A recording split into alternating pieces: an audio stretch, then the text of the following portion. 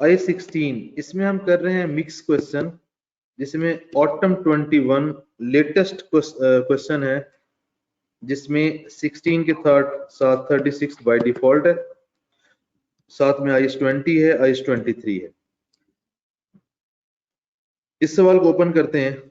ये हमारे पास ये क्वेश्चन है, रिक्वायरमेंट पढ़ लेते हैं। प्रिपेयर रेलेवेंट एक्सट्रैक्ट्स बनाने हैं, कंपैरेटिव फिगर भी साथ बनानी है। एक्सट्रैक्ट किस किस स्टेटमेंट के बनाने हैं? प्रॉफिट एंड लॉस 31 दिसंबर 2020 पे, और statement of financial position on the same day. Notes to the financial statements are not required. Okay. Statement of comprehensive income, statement of financial position 2020 के बनाने हैं और कंपैरेटिव बनाने, इसका मतलब 2019 भी साथ बनाने। ये हमारी रिक्वायरमेंट है। मिक्स क्वेश्चन में जो हमारे लिए की इंफॉर्मेशन होती है अदर, वो पढ़ लेते हैं। BL uses cost model for subsequent measurement of property, plant and equipment. सबके लिए cost model है। All government grants are recorded as deferred income and part of its transfer to income. Deferred income के तौर पे treat करना है grant को। Useful life of the factory building and manufacturing plant. Useful life उसने यहाँ पे अलग से दे दी, फैक्ट्री बिल्डिंग के लिए और प्लांट के लिए। फैक्ट्री बिल्डिंग के लिए 25 साल और प्लांट के लिए 10 साल। ये हमारे पास अदर इंफॉर्मेशन है। अब हम सवाल को पढ़ना स्टार्ट करते हैं। Following information pertains to non-current asset of Bunny Air Limited, land. In January 2019, government allotted a piece of land to BL, subject to the condition that BL will establish a factory building on it. The land was recorded at fair value of 100. अगर हम इसको देखें तो इसकी हमने fair value के ऊपर entry की होगी। फेयर वैल्यू के ऊपर एसेट को डेबिट किया होगा, लैंड डेबिट 100 से, और उसने कहा कि जितनी आपको ग्रांट मिलेगी आपने उसको डेफर्ड इनकम बनाना है, तो डेफर्ड रेवेन्यू 100 से।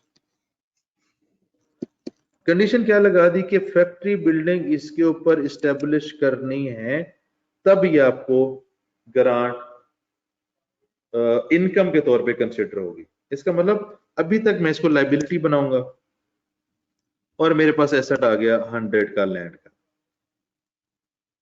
अब अगली इंफॉर्मेशन हमें पता लगेगी कि कब इन्होंने फैक्ट्री बिल्डिंग बनाई, ताकि हम डेफर्ड रेवेन्यू को उस दिन से इनकम में कन्वर्ट करना शुरू कर सकें। ओके, तो सबसे पहले हमारे पास जो अवेलेबल इंफॉर्मेशन है, दो इंफॉर्मेशन है। लैंड 100 की एंट्री कर लेते हैं और डेफर्ड रेवेन्यू की एंट्री कर लेते हैं। लैंड के ऊपर आ जाते हैं। डेट, डिस्क्रिप्शन, वैल्यू, ये हमारा सारा फॉर्मेट हो गया। और हमारे पास इस दिन 2019 के स्टार्ट में जो लैंड है वो कितने पे फेयर वैल्यू पे रिकॉर्ड की? 100। ये मैंने 100 पे इसको रिकॉर्ड कर लिया, number 1। Number 2, deferred revenue. Deferred revenue को भी बुक कर लेते हैं।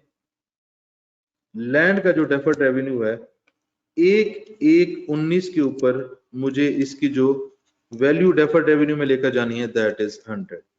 सारी चीजें ये हमारे पास, ये मिलियन में है, सब कुछ मिलियन में है, ये भी मिलियन में है। ओके, सब कुछ मिलियन में है।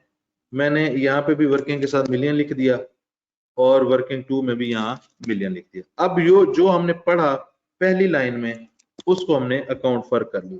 अब हम देखेंगे कि जब ये फैक्ट्री बनेगी उस वक्त हमने डेफर्ड रेवेन्यू को इनकम में कन्वर्ट करते जाना है। अब आते हैं फैक्ट्री बिल्डिंग के ऊपर। 1 मार्च 19 पे BL ने कंस्ट्रक्शन करना स्टार्ट कर दी। जो लैंड मिली थी उसके ऊपर फैक्ट्री बिल्डिंग बनाना शुरू कर दी। कंस्ट्रक्शन वाज कंप्लीटेड ऑन 30 जून 2020। इसका मतलब ये जो जनवरी 19 में काम हुआ था, ये सारा पड़ा रहेगा 30 जून 2020 तक। ये लैंड 100 की पड़ी रहेगी। डेफर्ड रेवेन्यू भी 100 का आएगा, क्योंकि जब तक आप इस कंडीशन को पूरा ना करते कि आपने फैक्ट्री बनानी है इस लैंड के ऊपर, उस वक्त एक ये डेफर्ड रेवेन्यू पड़ा रहेगा। अब इसका मतलब है कि इस डेट से लेकर ऑनवर्ड हम डेफर्ड रेवेन्यू को अमोर्टाइज कर सकते हैं। 30 जून को हमारी ये कंप्लीट हो गई फैक्ट्री बिल्डिंग। जो डेफर्ड रेवेन्यू हमने बुक किया था, अगर उस पे जाएं, सबसे पहले उसको क्लोज कर लेते हैं, तो 2019 में तो कुछ नहीं हुआ। 30 जून 20 पे ये कंप्लीट हुआ।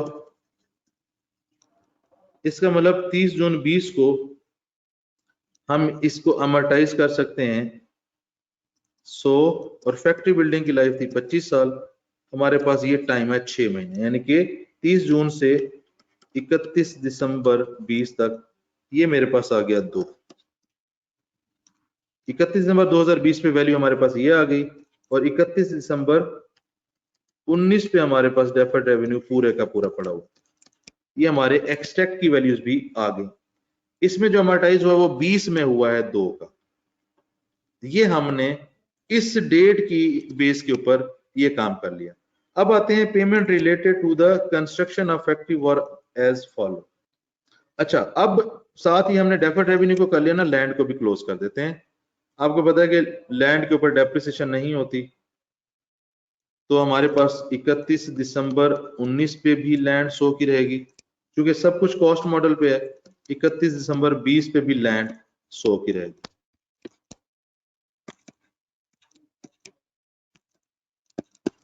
बाकी सब ब्लैंक आ जाए।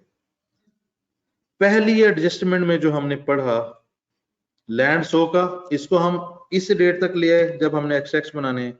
डेफर्ड रेवेन्यू जो इससे रिलेटेड हमें मिला है उसको भी हम इस डेट पे ले आए जिसको हमने एक्सट्रैक्ट्स में लेकर जाना है। पहली एडजस्टमेंट में अगर देखें तो लैंड जो पीस ऑफ लैंड थी वो हमें मिली 100 मिलियन की।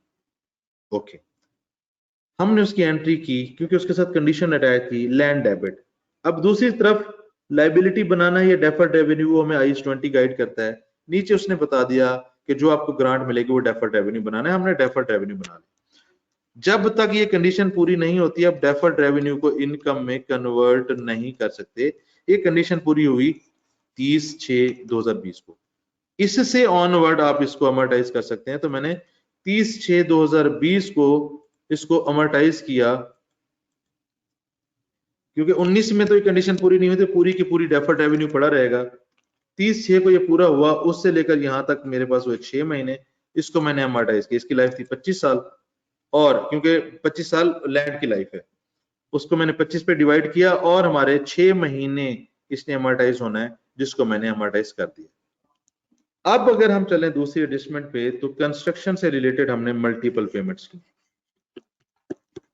क्योंकि हमने एक्सट्रैक्ट्स बनाने हैं 20 के और 19 के, हमें देखना पड़ेगा 19 में कितनी पेमेंट्स हुए हैं, 20 में कितने। 19 में हुए हैं ये 2, और 20 में हुई हैं ये 2। ये हमारे पास डाटा आ गया। हम चलते हैं फैक्ट्री प्लांट के नोट पे। ये हमने फैक्ट्री प्लांट का नोट बनाया। अब 2019 की अगर बात करें तो हमने CWIP हमारे पास 2 पेमेंट्स हुई हैं, 130 और 190 की। इसका मतलब इस दिन हमारे पास CWIP की वैल्यू 320 हो गई।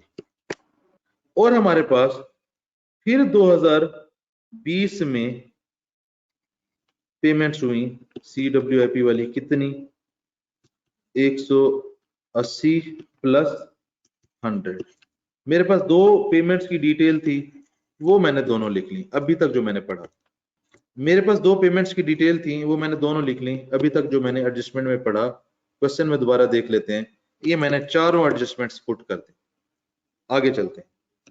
Project was financed through government grant of 200 million received on 1st Feb 2019। हमें एक और ग्रांट मिली, ये उसने लैंड दी थी हुकूमत ने। अब यहाँ पे मुझे 200 मिलियन पैसे मिले। Unused funds were from government grant were invested in saving account। Okay, investment भी है। इसका मतलब ये है कि हमें वो बोरिंग कॉस्ट वाला फॉर्मेट बनाना पड़ेगा जिसमें हम फंड्स को यूटिलाइज। ओके जी, उस पे आ जाते हैं ताकि हमें पता चले कि इस 200 मिलियन में से कौन कौन सी पेमेंट की है, कितनी कितनी बची है, उसको कैसे अकाउंट फॉर करना है। सबसे पहले इस फॉर्मेट पे आ जाते हैं। वर्किंग 3 पे चलते हैं कि हमने फंड्स को यूटिलाइज करना है। 200 मिलियन के हमारे पास फंड्स हैं और मल्टीपल हमारे पास पेमेंट्स हैं। हमें पता है ये यूजेज ऑफ फंड का फॉर्मेट है जिसमें पेमेंट स्केड्यूल प्रॉपर बनाते हैं। तो अगर हम देखें तो हमारे पास ये जो है 200 मिलियन 1 फरवरी से अवेलेबल है। सबसे पहले हम लिख लेते हैं ग्रांट को 1 फरवरी 19। ये मैंने पे नहीं करना, ये मुझे रिसीव हुआ है। इसको मैं कह सकता हूं कि ये मेरा स्पेसिफिक फंड है, क्योंकि मुझे इसीलिए मिला है, और पूरा 200 का 200 अवेलेबल है। पेमेंट में अगर देखें तो हमारे पास 130, 180, 190, 180, 100 चार पेमेंट्स ये हैं। इन चार पेमेंट्स को पहले लिख लेते हैं। 130, 190, 180, 100, ये वही फॉर्मेट है जो मैं आपको करवाता होता हूँ आइस 23 में। पहला बिल है ये, फिर सेकंड, फिर थर्ड, फिर फोर्थ। डेट्स इसकी देख लेते हैं, मार्च, अगस्त, जनवरी, जुलाई। ओके, मार्च, अगस्त, जनवरी 20 में आ जाएगा और जुलाई 20 में आ जाएगा। ओके जी, हमने पेमेंट लिख ली। अब 130 हमने दिया 80 में से, ये इसलिए बना रहे हैं कि 200 को हमने बैलेंस अमाउंट को इन्वेस्ट करना है। 130 जब हम देंगे 200 में से, तो यहां से मेरा 130 निकला, बैलेंस बच गया 70। फिर जब हमने 190 देना है, बाकी मेरे पास बचा हुआ है 70, 70 मेरा यहां से निकलेगा, और 120 मैं दूंगा जनरल फंड में से, फिर 180 जनरल फंड में से, फिर 100 जनरल फंड में से। इसका मतलब ये है कि ये जो 200 था मेरे पास 1 जनवरी से लेकर 1 फरवरी से लेकर 1 मार्च तक, ये 1 महीने रहा। अमाउंट कितनी इन्वेस्ट की मैंने? 200 इन्वेस्ट की। फिर मेरे पास ये 70 बचा। 70 को पहले को मैंने 1 फरवरी से लेकर 1 मार्च तक इन्वेस्ट किया। 70 को मैंने 1 मार्च से लेकर अगली डेट कौन सी है, 1 अगस्त तक इन्वेस्ट किया। रेट मेरे पास देख लेते हैं कितना था जी। रेट है 8%। ये मेरे पास रेट आ गया 8%। 270, 200 में से यहाँ पे अगर देखें टोटल, अगर यहाँ पे 200 लिखते हैं, 130 पेमेंट हुई थी, तो ये बाकी बचा 70। तो बैलेंसिंग अमाउंट हमारे पास बच गई 200 और 70। अब कितने महीने? यहाँ पे 1 महीना है, मार्च, अप्रैल, मई, जून, जुलाई, अगस्त, यहाँ पे हमारे पास 5 महीने। अब जब मैं 200 को 8% से मल्टीप्लाई करूंगा और 1 महीने से मल्टीप्लाई करूंगा, मेरे पास इनकम आएगी 1.3। इसी तरीके से नीचे अप्लाई करूंगा तो इनकम आएगी 2.3। इसका टोटल 3.6 होगा। ये एग्जैक्ट वही फॉर्मेट है जो हम बोरिंग कॉस्ट में यूज करते हैं। तो ये इंफॉर्मेशन मैंने यूज की कि आपके पास अगर 200 की ग्रांट आई थी, तो आपने इन पेमेंट्स के बाद जितनी जिस टाइम पे जितने टाइम के लिए रही उसको इन्वेस्ट की, और आपके पास 8% का इन्वेस्टमेंट इनकम। अच्छा, सवाल यहाँ पे ये पैदा होता है कि इसके ऊपर बोरिंग कॉस्ट क्यों नहीं कैलकुलेट की? वो इसलिए कैलकुलेट नहीं की कि इसके ऊपर हमसे हुकूमत कोई इंटरेस्ट नहीं ले रही, तो सिर्फ इनकम आ जाएगी। यहां तक हमने इसको कर लिया, पेमेंट्स को भी हमने सारा अकाउंट फॉर कर दिया। अब आगे चलते हैं। Withdrawals from the following running finance, following running finance facilities obtained from bank A and bank B. ये 2019 की डिटेल है, ये 2020 की। 2019 में हमारे पास साल के एंड पे था 250, मार्कअप 2019 के लिए 22, average sorry balance 350, average 300, markup 2020 का 36। इसी तरीके से हमारे पास 2020 की फिगर्स। अब इसको देखेंगे यूज कैसे करना है, आगे सिचुएशन पढ़ के देखते हैं। मैन्युफैक्चरिंग प्लांट, ये मैन्युफैक्चरिंग प्लांट आगे शुरू हो गया। हमें अभी फैक्ट्री बिल्डिंग को देखना है। फैक्ट्री बिल्डिंग में हमने क्या कर लिया था, हमने दोनों पेमेंट्स लिख ली थी। ओके, और इसमें से अगर देखें तो ये जो पेमेंट्स थी हमने withdrawal from the following running obtained from bank A और बैंक बी। ओके, हमने ये जो स्ट्रक्चर है इसको, ये जो पेमेंट्स थी, अगर यूजेज ऑफ फंड आप देखें ये वाला, हमने 120, 180 और 100 ये हमने यूज की इन फंड्स में से। इसका मतलब ये है कि अभी हमारा फैक्ट्री बिल्डिंग की वर्किंग रहती है, उसको करते हैं। ओके, पहली हमने पेमेंट कब की? 120 की। इसका मतलब 120 2019 की अगर बात करें तो हमारे पास एक ही लोन था, और जनरल बोरिंग में मैंने आपको बताया हुआ था अगर लोन एक होगा तो उसी का रेट यूज होगा बस। इसका मतलब मुझे इसके ऊपर बोरिंग कॉस्ट कैलकुलेट करनी पड़ेगी। बोरिंग कॉस्ट कैलकुलेट करने का फार्मूला, ये मेरी अमाउंट कितनी इन्वेस्ट हुई जी? 120। 120 में यहाँ पे यूज करता हूँ। किस डेट से किस डेट तक है ये? 1 अगस्त। देख लेते हैं जी कब। ये 1 अगस्त से लेकर हमें पता है कि इसने साल के एंड तक रहना है। 1 अगस्त 19, 31/12/19। कितने महीने हो गए? ये महीने हो गए 5, और यहाँ पे रेट है 12%। इसका मैं इंटरेस्ट निकालूंगा, ये 6 आ जाएगा। इसका मतलब 6 में जो मैंने एसेट में कैपिटलाइज करना है 2019 में, वो मेरे पास है 6। यहाँ पे मैं कर दूंगा, ये आ गया मेरे पास 6। इसका मतलब ये मेरे पास हो गया 326। यहाँ पे भी 6 आ जाएगा, 326। अब हम चलते हैं आगे इस सवाल में। आगे क्या हुआ? अगली पेमेंट मैंने कब की है? ये मेरी होगी 120, 180, एक 2020 में। अब 2020 में अगर देखो तो आपके पास दो लोन, 200 वाला लोन भी है, 350 वाला भी। इसका मतलब जब लोन एक से ज्यादा होंगे हमें कैपिटलाइजेशन कैलकुलेट करनी पड़ेगी, और हमारे पास मैकेनिज्म है कैपिटलाइजेशन कैलकुलेट करने का। एक हमारे पास है बैंक ए, एक है बैंक बी। अब क्वेश्चन में देखते हैं, उसने हमें मार्कअप भी बता दिया है 21 और 20। मार्कअप उसने डायरेक्ट दे दिया है।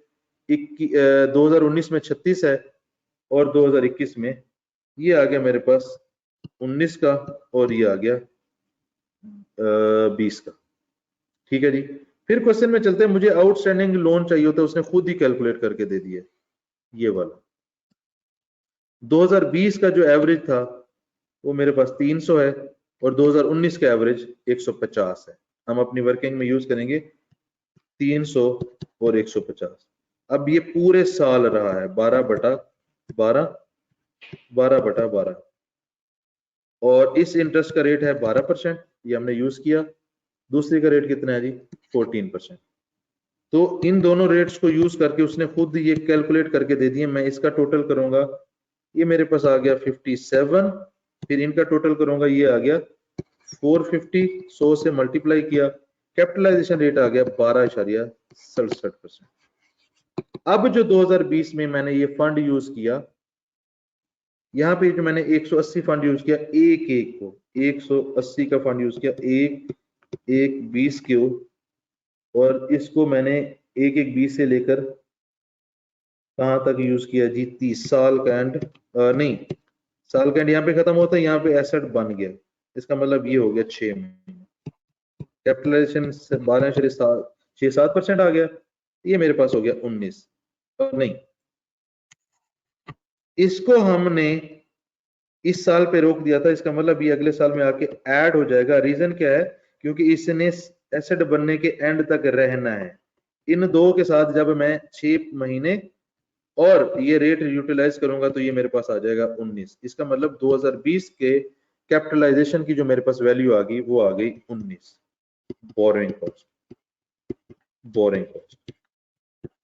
अब मैं अपने ये जो मेरा फैक्ट्री बिल्डिंग है इसको मैं अगर टोटल करूं 625 आ गया। अब ये डेट होगी 30/6/20, इस दिन एसेट कंप्लीट हो गया।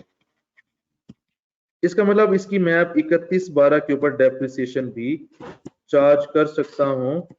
6 महीने की डेप्रिसिएशन 625, 6/12, और फैक्ट्री बिल्डिंग की मैं लाइफ देखता हूं कितनी है, वो मुझे क्वेश्चन में मिलेगी। फैक्ट्री बिल्डिंग की लाइफ थी 25 साल। ये मैंने वर्किंग में इसको 25 पे डिवाइड किया तो मेरे पास डेप्रिसिएशन आ गई 12.5। यहाँ पे 19 ऐड हुआ, 625, 12.5 डेप्रिसिएशन, और ये मेरे पास क्लोजिंग बैलेंस आ गया 612.5। अब ये कन्वर्ट हो गया है इस दिन एसेट में CWIP से, क्योंकि 30 जून को ये कंप्लीट हुआ, ये कन्वर्ट हो गया। डेप्रिसिएशन का क्लोजिंग बैलेंस आ गया, और ये मेरे पास एज इट इज आ जाएगा 625। डेप्रिसिएशन हम यहाँ पे लिख देंगे 12.5। ये मेरा फैक्ट्री प्लांट की वर्किंग हो जाती है कंप्लीट। सवाल यहाँ पे 19 की बोरिंग कॉस्ट में ये बनता है कि हमने 2 सालों की इकट्ठे अमाउंट को क्लब क्यों किया। देखें होता क्या है, आपने 120 लगाया, ये सिर्फ 2019 के एंड तक के लिए तो नहीं है, जब तक एसेट कंप्लीट नहीं होता ये यूज होता रहेगा। अब 2019 में रेट सिंगल था इसलिए उसको अलग कर दिया सिंगल रेट के लिए।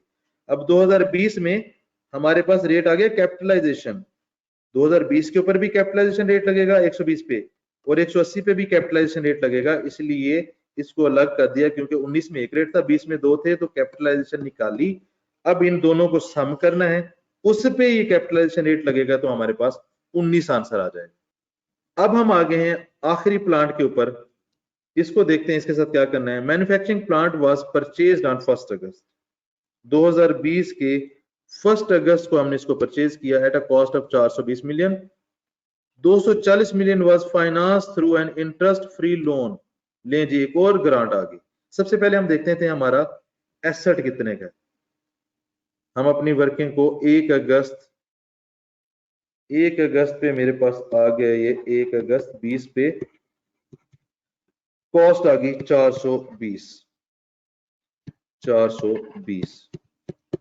ओके, 220 का उसने मजीद मुझे दे दी ग्रांट, 240 की सॉरी।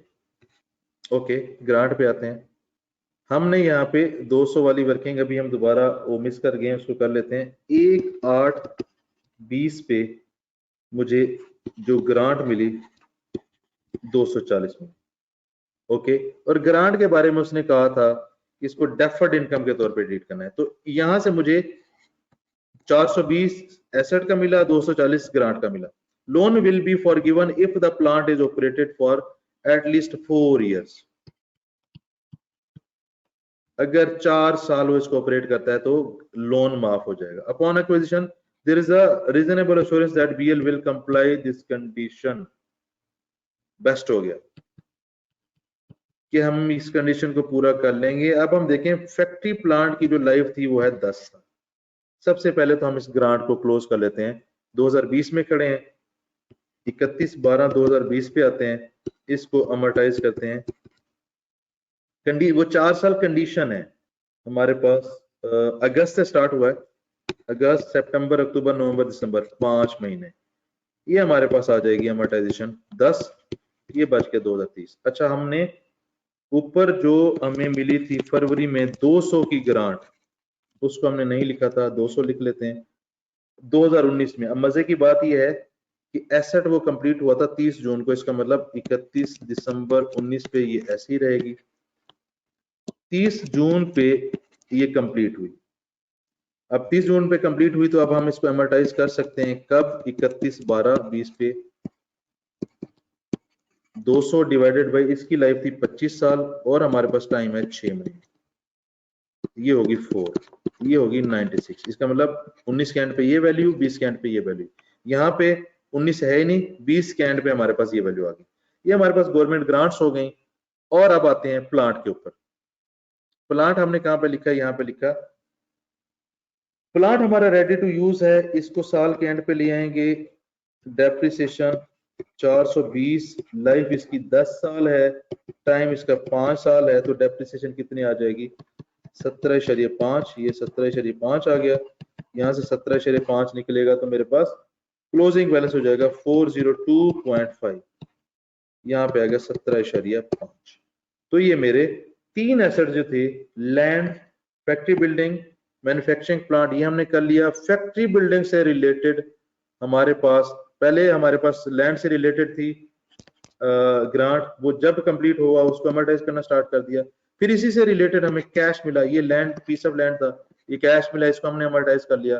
फिर हम तीसरे एसेट के ऊपर आए, मैन्युफैक्चरिंग प्लांट के ऊपर, यहाँ पे भी हमें ग्रांट मिली। ये जो सेकंड एसेट था उसमें बोरिंग कॉस्ट का पूरा कॉन्सेप्ट अप्लाई हुआ, उसको हमने हल किया। उसकी बेस पे हमने जो बोरिंग कॉस्ट निकली ये वाली इसको अकाउंट फॉर किया। इसमें हमने क्या किया, यूजेज ऑफ फंड बनाया, इन्वेस्टमेंट इनकम कैलकुलेट की और कैपिटलाइजेशन के रेट को कैलकुलेट किया। ये जो हमारे पास 6 और 19 आया, इसको हम ले गए थे कहाँ पे, ये फैक्ट्री बिल्डिंग में, ये 6 और ये 19। इस तरीके से हमारे ये 2 एसेट कंप्लीट हो जाते हैं। थर्ड एसेट की अगर बात करें, थर्ड एसेट में हमारे पास मैन्युफैक्चरिंग प्लांट 420 का ये प्लांट था, ये रेडी टू यूज था, इसकी डेप्रिसिएशन कैलकुलेट कर ली, और हमारे पास ये जो इसकी ये ग्रांट की वर्किंग हमने 2020 की भी अकाउंट फॉर कर ली। तो हमारे तीनों जो एसेट्स हैं उनकी वर्किंग ग्रांट से रिलेटेड, बोरिंग कॉस्ट से रिलेटेड और डेप्रिसिएशन आई 1636 से रिलेटेड थी, वो सारी कंप्लीट हो जाती है। अभी तक जितने मिक्स क्वेश्चन है सबसे टफ यही है। अगर हमने जिन फॉर्मेट्स को पढ़ा, ये हमने ग्रांट के फॉर्मेट पढ़े उनको अप्लाई किया, ये हमने 1636 का नोट पढ़ा इसको अप्लाई किया, ये हमने बोरिंग कॉस्ट का नोट पढ़ा था इसको अप्लाई किया, तो हमारी सारी वर्किंग डन हो जाती है। Working 1, working 2, working 3। अब हमारे पास एक ही चीज बचती है, दैट इज एक्सट्रैक्ट्स। इन्हीं वर्किंग में से चीजें उठाएंगे और एक्सट्रैक्ट्स में ले जाएंगे। अब हमने मल्टीपल वर्किंग्स की, सबसे पहले आते हैं वर्किंग 1 पे।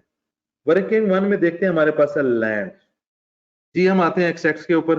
ओके जी, हमारे पास पहली वर्किंग है, इसमें देखते हैं, हमने कहा कि क्लोजिंग बैलेंसेस उठाने हैं और इसको लेकर जाना एक्सट्रैक्ट्स में। सबसे पहले हम फॉर्मेट बना लेंगे, कंपनी का नाम, statement of financial position extracts लिखेंगे, फर्ज है ये एक्सट्रैक्ट लिखना। कंपनी का नाम, statement of comprehensive income extracts लिखेंगे for the year ended. Rupees in million है दोनों, रुपीज इन मिलियन है दोनों।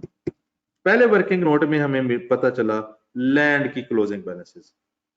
ओके जी, हम आते हैं नॉन करंट एसेट, इसमें मेरे पास आ गया लैंड वर्किंग 1 2020 2019, यहाँ पे भी 100 है, यहाँ पे भी 100। ये वर्किंग 1 से मुझे डाटा मिला। वर्किंग 2 पे आते हैं।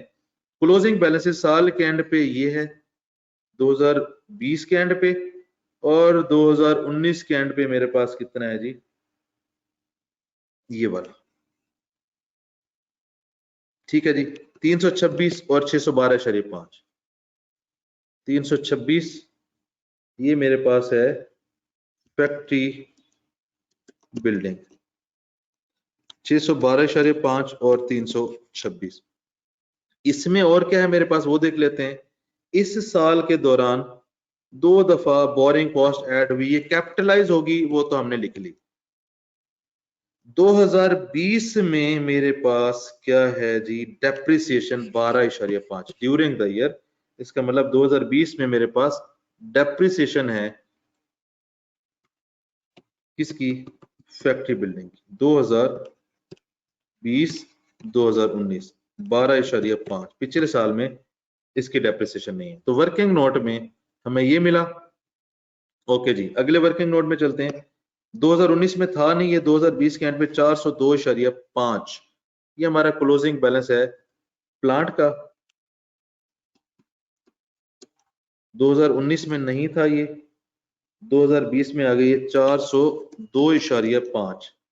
आगे चलते हैं, आगे हमारे पास वर्किंग 3 में फॉर द ईयर एक डेप्रिसिएशन है 17.5। 17.5 ये होगी प्लांट के ऊपर, 17.5, ये भी 19 में नहीं था, तो यहां पे हमारे पास आ गया ये। ओके, अगली वर्किंग पे आते हैं, डेफर्ड लाइबिलिटी। यहाँ पे ये साल 19 का एंड है, साल 20 का एंड है। लैंड की डेफर्ड लाइबिलिटी हम करते हैं जी, डेफर्ड लाइबिलिटी। सबसे पहले लैंड की, हमारे पास 19 के एंड पे पूरी की पूरी 100 थी, और 2 हमारे पास इनकम में चली गई वर्किंग 2 में। इसका मतलब 2 जो इनकम में गई, इसको भी हम इनकम स्टेटमेंट में ले जाएंगे। ग्रांट इनकम 2020 में, अभी ऊपर डेप्रिसिएशन मैंने विदाउट ब्रैकेट लिखे हैं, तो इनकम को मैं ब्रैकेट के साथ लिखूंगा। मेरे पास 2 की इनकम आ गई। आगे चलते हैं, वर्किंग 2 में हमने पहली ग्रांट को डिस्कस कर लिया। दूसरी में आते हैं, 2019 के एंड पे 120 और 20 के एंड पे 196। ये मेरे पास है फैक्ट्री बिल्डिंग। फैक्ट्री बिल्डिंग 196 20 के एंड पे, और यहाँ पे 200। इसमें देखते हैं कितनी इनकम में गई, 4 गई 2020 में। फैक्ट्री बिल्डिंग के ऊपर 4 इनकम में गई। ये थी मेरे पास, ये आ गई फैक्ट्री बिल्डिंग, ऊपर थी लैंड की, लैंड फैक्ट्री बिल्डिंग। वर्किंग 2 का हमने ये वाला कर लिया। अब यहाँ पे आते हैं 3 में। फिर हमारे पास ग्रांट है साल 20 के एंड पे 230, ये है प्लांट की 230, ये 2020 के एंड पे नहीं थी। इसी वर्किंग में अगर आप देखें तो आपको 10 हमने इनकम में चार्ज की प्लांट के ऊपर इनकम में, ये मेरे पास 10 आ गई प्लांट के ऊपर। ओके हो गया जी। अब चलते हैं आगे। वर्किंग 2 में से हमने सारी चीजें उठा ली। वर्किंग 3 में से आते हैं। ये यूजेज ऑफ फंड है, ये इंफॉर्मेशन है। इन्वेस्टमेंट इनकम 3.6, ये मेरे पास 2019 में आई थी। ये देखिए ये 19 की डिटेल है। तो 3.6 मेरे पास इन्वेस्टमेंट इनकम आ गई 2019 में। इन्वेस्टमेंट इनकम 2019 में 3.6, ये इनकम को ब्रैकेट में लेकर चल रहे हैं, 2020 में ये नहीं। ओके, आगे देखते हैं वर्किंग में और कुछ है। इन्वेस्टमेंट इनकम आ गई। फाइनेंस कॉस्ट, इन लोन्स के ऊपर हमने फाइनेंस कॉस्ट बेयर की थी। ये क्वेश्चन में अगर देखें 2019 के लिए और 20 के लिए 36 और 21, ये हमारे पास 36 और 21 आ जाएगी फाइनेंस कॉस्ट। एक्सटेक्स में गए, फाइनेंस कॉस्ट, एक्सपेंस को हम क्या कर रहे हैं, विदाउट ब्रैकेट लिख रहे हैं, 36 और 16, ये हमारे पास फाइनेंस कॉस्ट थी जो हमने रनिंग फाइनेंसेस के ऊपर, रनिंग लोन्स के ऊपर हमने एक्सपेंस बेयर किया हुआ है। तो इनकम स्टेटमेंट का सारा डाटा हम ले आए, नंबर 1। नंबर 2, बैलेंस शीट में हम डेफर्ड लायबिलिटी को ले आए। नंबर 3, हम बैलेंस शीट में सारे एसेट्स के जो क्लोजिंग बैलेंसेस हैं उनको ले आए। सिर्फ एक चीज रह गई, रनिंग फाइनेंसेस।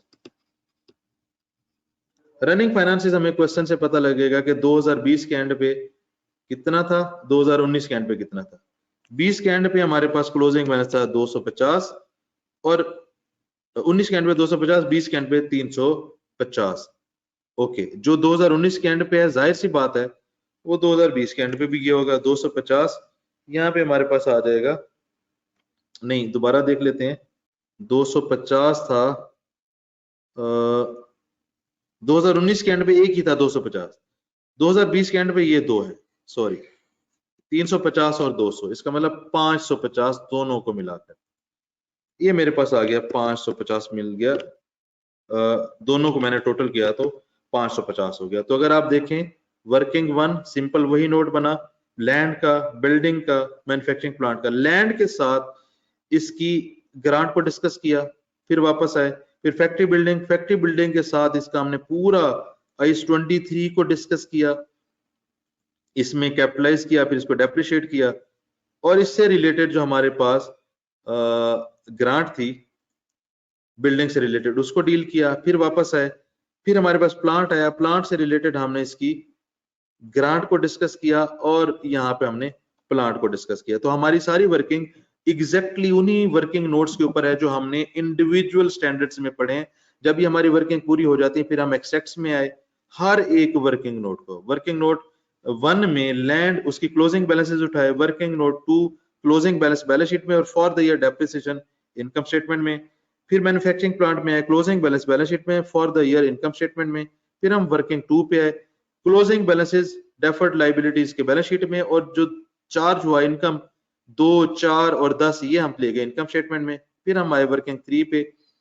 वर्किंग 3 में हमने क्या किया, वर्किंग 3 पे हमने इन्वेस्टमेंट इनकम, पहले यूजेज ऑफ फंड बनाया, इन्वेस्टमेंट इनकम को इनकम स्टेटमेंट में ले गए।